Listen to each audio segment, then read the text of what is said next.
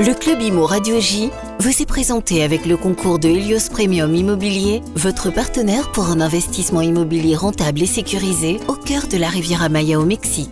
Helios Premium Immobilier par WhatsApp au +33 601 741 452. Radio J. Le Club Imo Radio J, Marc Ezrati. Bonjour à tous et bienvenue dans le Club Imo sur Radio J, votre rendez-vous pour décrypter l'actualité de l'immobilier et de l'investissement. Aujourd'hui, on va se demander quel est l'impact de la crise du logement sur l'emploi dans le secteur immobilier et la construction. Pour en parler, j'ai le plaisir de recevoir aujourd'hui Eric Haddad. Il est PDG du groupe Connect-été. Bonjour Eric. Bonjour Marc. Et merci d'avoir répondu à notre invitation. Avec nous également Bernard Cadot, ancien président d'Orpi. Bonjour Bernard. Bonjour Marc. Et merci également de nous rejoindre sur notre plateau. Et enfin, Jean-Luc Brulard, agent immobilier à Rueil-Malmaison, qui aime se définir comme agent de proximité. Bonjour Jean-Luc. Bonjour Marc, bonjour à tous. Et merci d'être également avec nous. Eric Haddad, on commence j'ai juste envie de savoir déjà qu'est-ce que c'est que Connect-été. Parlez-nous-en. En fait, donc, je suis le PDG du groupe Connect Travail Temporaire. Donc, nous avons créé ce groupe il y a maintenant 18 ans. Et donc, nous sommes spécialisés dans l'intérim et le recrutement sur toute la France. Aujourd'hui, le groupe Connect, c'est 33 agences, donc implantées, comme je vous le disais, sur toute la France. Et nous avons créé, il y a déjà depuis 2-3 ans, en fait, une plateforme digitale et une application digitale qui s'appelle myconnect.fr. C'est un équivalent, vous savez, les sites de rencontres.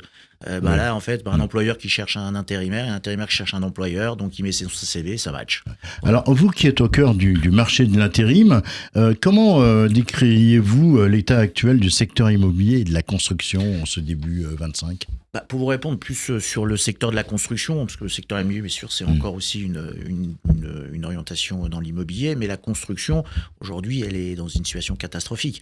Le nombre de permis, le nombre d'ouverture de chantier s'est effondré de plus de 15%. La construction en soi, aujourd'hui, vous avez des boîtes de gros œuvres qui déposent le bilan, malheureusement. Les promoteurs et les plus gros promoteurs ont fait des plans sociaux, notamment comme Nexity, un certain nombre de sociétés. Et donc, oui, la construction aujourd'hui est dans une situation catastrophique, quoi. Quels indicateurs montrent justement l'ampleur de la crise ? Nous, on le voit bien, puisqu'en fait, dans l'intérim, on est ce qu'on appelle le baromètre de l'emploi. En fait, l'intérim, c'est vraiment le baromètre de l'emploi. Aujourd'hui, en 2024, on a eu quasiment moins 15% d'activité dans le domaine du gros œuvre pur, justement. Et un autre problème aussi, ce qui se passe, c'est que les sociétés dans le gros œuvre perdent leur garantie financière. Vous savez que quand nous, on travaille, en fait, on demande à des assurances, qu'on appelle les assurances crédit, en fait, des lignes pour être couvertes en cas de problématique. Et on s'aperçoit malheureusement que beaucoup d'entreprises aujourd'hui qui avaient un certain nombre d'assurances crédit ne l'ont plus. Donc, on ne peut plus déléguer du personnel pour ces gens-là, puisqu'ils sont considérés comme des sociétés qui ont quelques soucis financiers. Oui, d'ailleurs, on l'a vu la semaine dernière avec les chiffres du chômage qui augmentait de 3,5% sur un an, et notamment 8,5% sur les jeunes. Toujours pour vous, Eric Haddad, comment évolue l'emploi intérimaire dans la construction depuis le début de la crise ? Et est-ce que vous avez des chiffres plus précis à nous apporter ?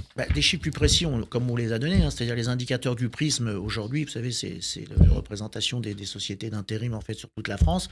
Nous ont encore, en fait, c'est même plus orienté sur un secteur géographique, c'est toute la France aujourd'hui qui est complètement touchée. Et on est sur des baisses de presque 11 à 15% de moins de demandes, ce qui est considérable, c'est énorme. Mais c'est dans la logique même, quoi. Je veux dire, si aujourd'hui le gouvernement ne fait rien, en tout cas pour accélérer avec un certain nombre de lois, on va se retrouver dans une situation catastrophique. Je peux vous dire que l'emploi aujourd'hui, on va perdre presque 700 000 emplois sur les 3 prochaines années, si rien n'est fait. 700 000, avec des faillites d'entreprises considérables. Je vous rappelle quand même qu'au mois de juillet 2024, l'année dernière, il y a eu une des plus grosses pointes en fait, de faillites d'entreprises. Donc, très compliqué. Bernard Cadot, ancien président d'Orpi, comment est-ce que vous percevez la baisse d'activité dans la construction et l'impact que ça peut avoir sur les agences immobilières notamment ?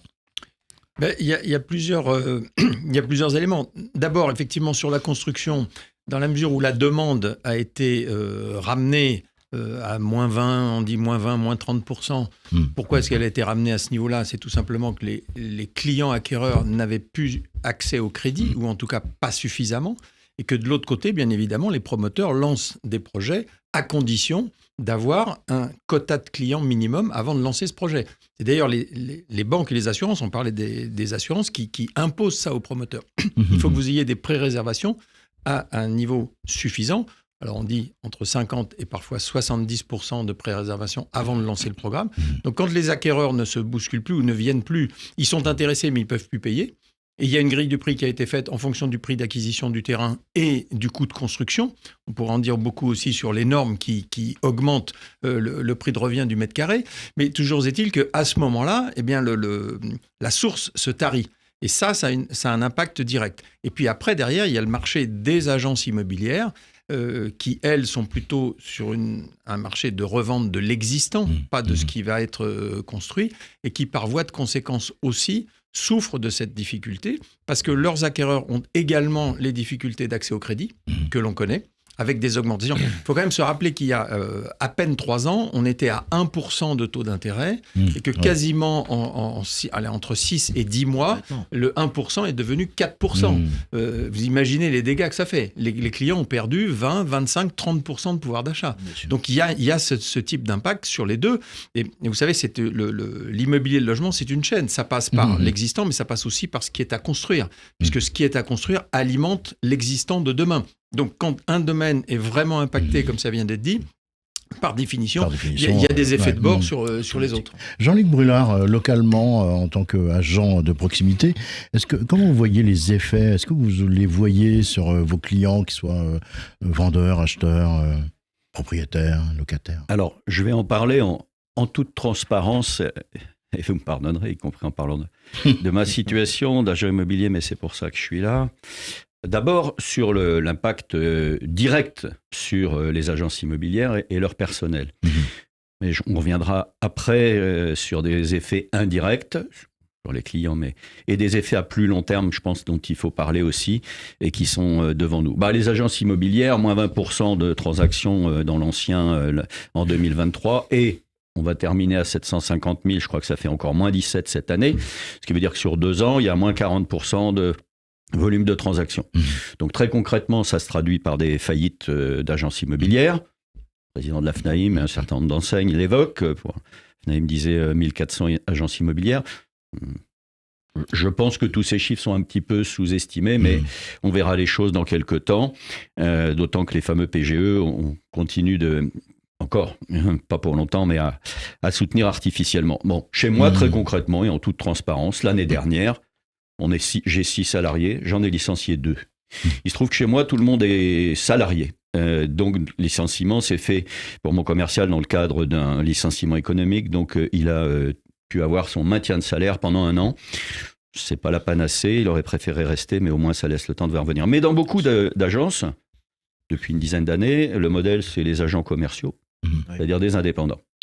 Et ceux-là, s'ils ont été dans la même situation, il faut qu'ils aient fait un peu d'économie et sans doute qu'avec le décalage, la grande faucheuse de l'URSSAF et des charges sociales va arriver à un moment où ils n'ont plus tout ça. Donc ça, c'est l'impact, je pense, qui doit, on n'a pas de chiffres, mais représenter des milliers, au-delà des faillites pures, mais des milliers de personnes. Et quand j'entends, on parlait des chiffres du chômage, mais on nous dit aussi il y a beaucoup d'auto-entrepreneurs.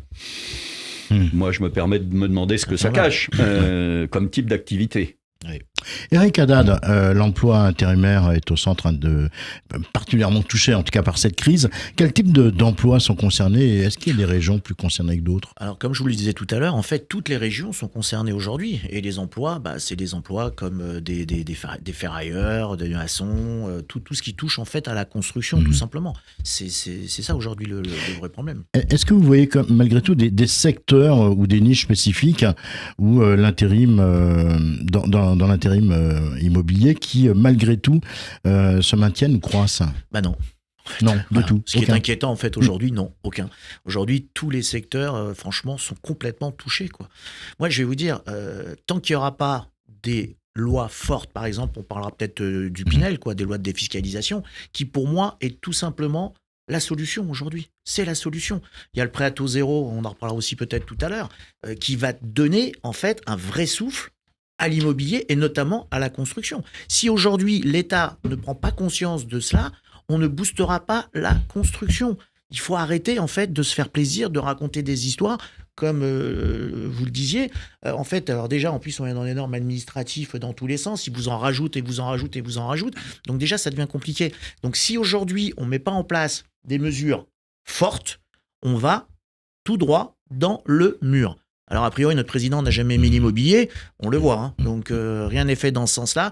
Alors, on espère que dans la nouvelle loi, puisque la première a été censurée, dans le projet de loi, que le PTZ, pour l'ancien et dans le neuf et sur toute la France, va être effectivement mis en place. Mais on attend, en tout cas, tous les promoteurs que je côtoie, moi, aujourd'hui, attendent. Parce que ce qu'il faut vous dire, c'est que, par exemple, la loi Pinel représentait, comme vous le disiez, en fait, il faut de la précom pour commencer, en fait. Et ben, ça représentait entre 30 et 40% de précommercialisation qui venait, en fait, du particulier. Et aujourd'hui, plus de possibilités, puisqu'il n'y a plus de défisque. C'est fini, oui, la loi Pinel, c'est fini. C'est fini, il n'y a plus de défisque. Donc, en fait, on empêche en plus de créer un parc locatif privé, parce qu'on a voulu, en fait, que la location soit gérée par, en fait, l'État, tout simplement. Mais l'État n'est pas capable de le faire. Alors oui, ils ont quand même, grâce à Action Logement et CDC, ils ont pu quand même racheter des stocks, des promoteurs, qui a un petit peu calmé la situation. Mais ça ne suffit pas. Vous vouliez réagir, Bernard Cadot ? Effectivement, parce que c'est le sempiternel débat. Est-ce qu'il faut inciter à l'investissement locatif ou pas ? Mais ça s'inscrit dans une politique globale sur une stratégie de moyen et de long terme. Effectivement, des dispositifs comme le Pinel, il y en a eu d'autres avant, mais étaient incitatifs et ont permis de faire des choses. Là, ça disparaît. La ministre nous dit qu'elle a l'intention d'arriver à étendre le PTZ, le prêt à taux zéro, sur l'ensemble du territoire et des marchés, c'est-à-dire le neuf et l'existant. Après, il y aura les contraintes budgétaires et on verra bien. Pour l'instant, c'est en suspens. Il y a une volonté, mais on ne sait pas encore ce que ça va donner. Mais ce qui est fou, c'est qu'on se pose la question de savoir s'ils savent compter. On se pose la question de savoir s'ils savent compter, parce qu'on en discutait tout à l'heure. Je veux dire, quand vous donnez la possibilité à un particulier de défiscaliser pour en fait un investissement dans le neuf, on lui donne la possibilité de défiscaliser sur 6 ans, 9 ans, 12 ans. Mais en attendant, on lance une machine. Quand on était en fait à plein régime il y a encore 2-3 ans, c'est de la TVA qui rentrait tous les jours, de l'URSSAF, des impôts, des caisses, etc. Nous, on compte à moyen et long terme, et eux, ils comptent à court terme. C'est ça, exactement. C'est ce qui fait la différence. Jean-Luc Brulard, un mot ? Oui, pour compléter, mais revenir aussi sur la question qui m'a été posée tout à l'heure, à laquelle je n'ai pas répondu, quant à l'attitude de nos clients. On mesure beaucoup plus maintenant la préoccupation des gens d'une précarité éventuelle et à relativement court terme. Ça veut dire deux choses pour ceux qu'on voit, cette inquiétude de dire est-ce que si je dois revendre parce que je suis touché par un accident de la vie, notamment professionnel, est-ce que je vais retomber sur mes pattes ? Il y a 7,5 de frais de notaire, dont l'essentiel pour des droits d'enregistrement.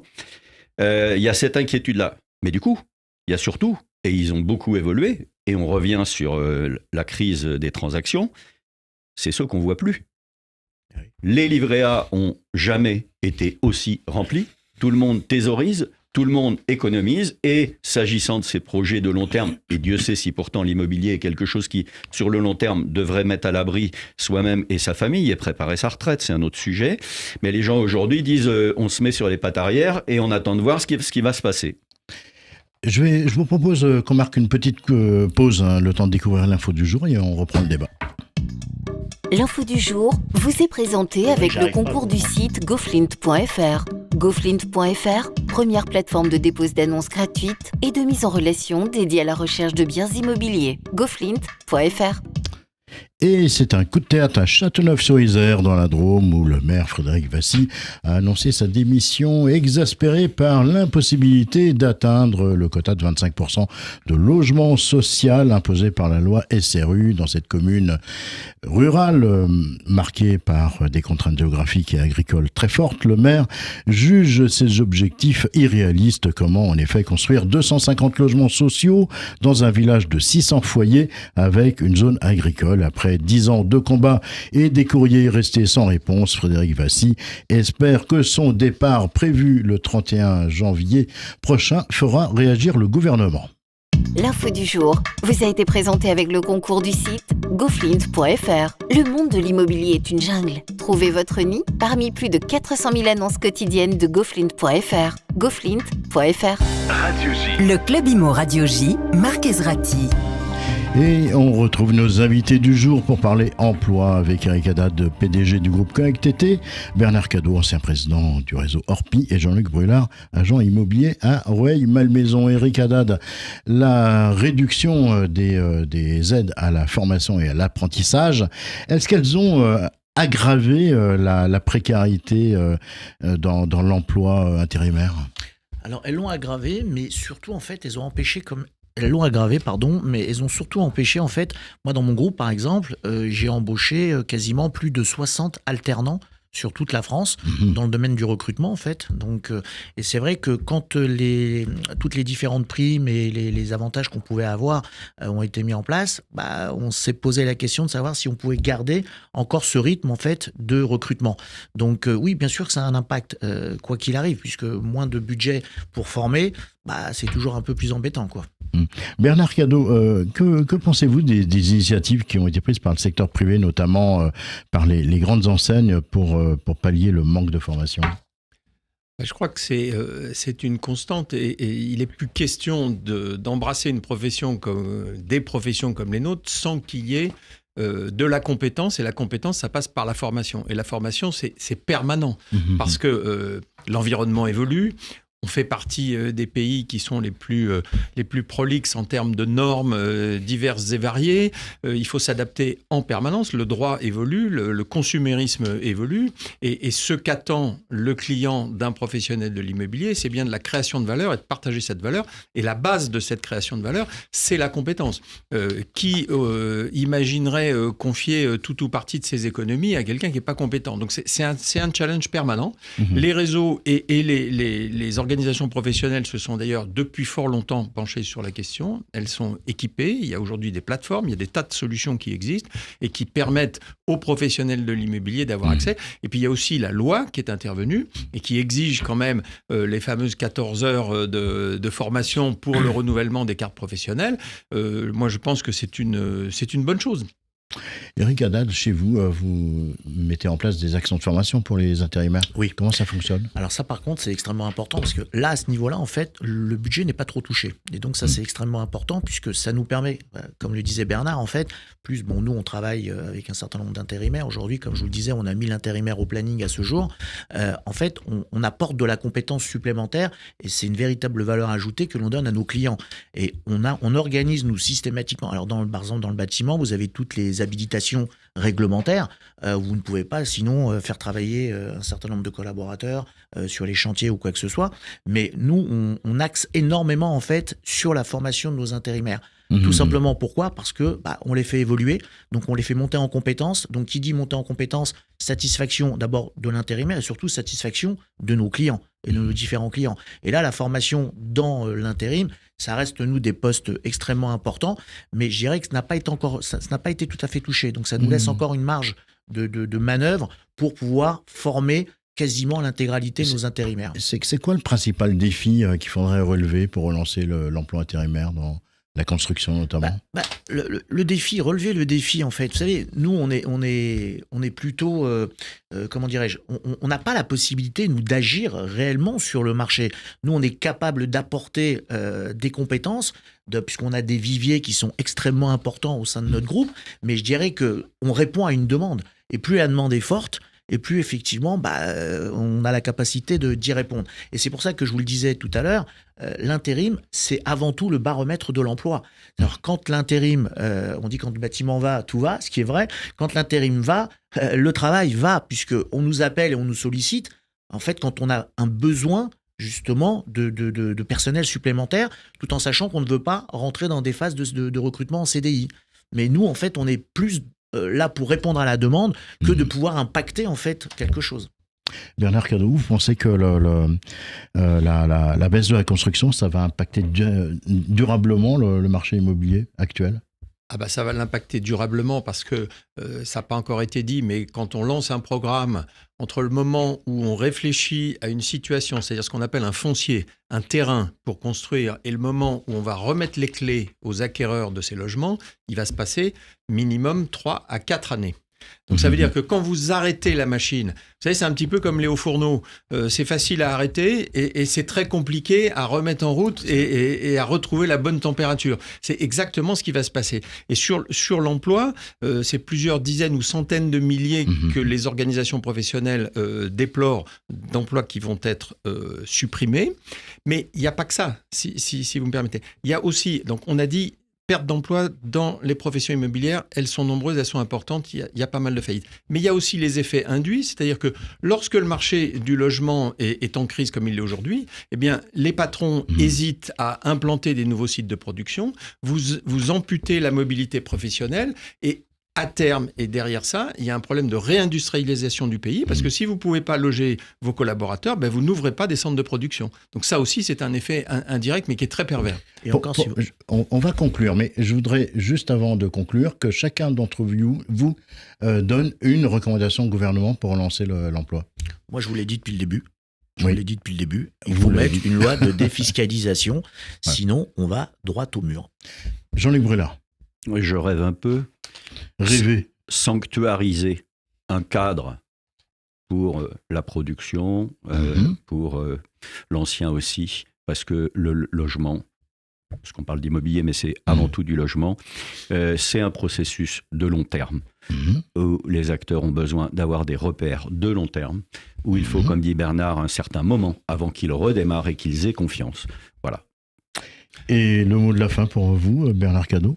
Alors, une règle et une suggestion. La règle, c'est les 3 S. C'est simplifier, stabiliser et sanctuariser, comme vient de le dire Jean-Luc. Et puis, une suggestion qui fait l'unanimité dans la profession, c'est la création, enfin, du statut de l'investisseur privé. Absolument. La France a besoin de logements, les locataires n'arrivent plus à se loger et il faut penser, on parlait de l'épargne tout à l'heure, cette épargne elle peut être fléchée vers un statut ad hoc, c'est celui de l'investisseur privé.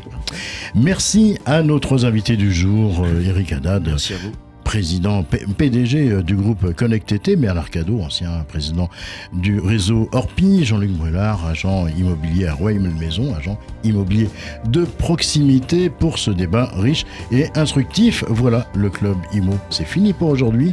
On vous retrouve demain à 16h05. D'ici là, très belle fin de journée à toutes et à tous sur Radio J. Le Club Immo Radio J vous a été présenté par Helios Premium Immobilier. Avec une équipe française sur place d'Helios Premium Immobilier, investissez de manière rentable et sécurisée au cœur de la Riviera Maya, au Mexique. Helios Premium Immobilier. WhatsApp au +33 601 741 452.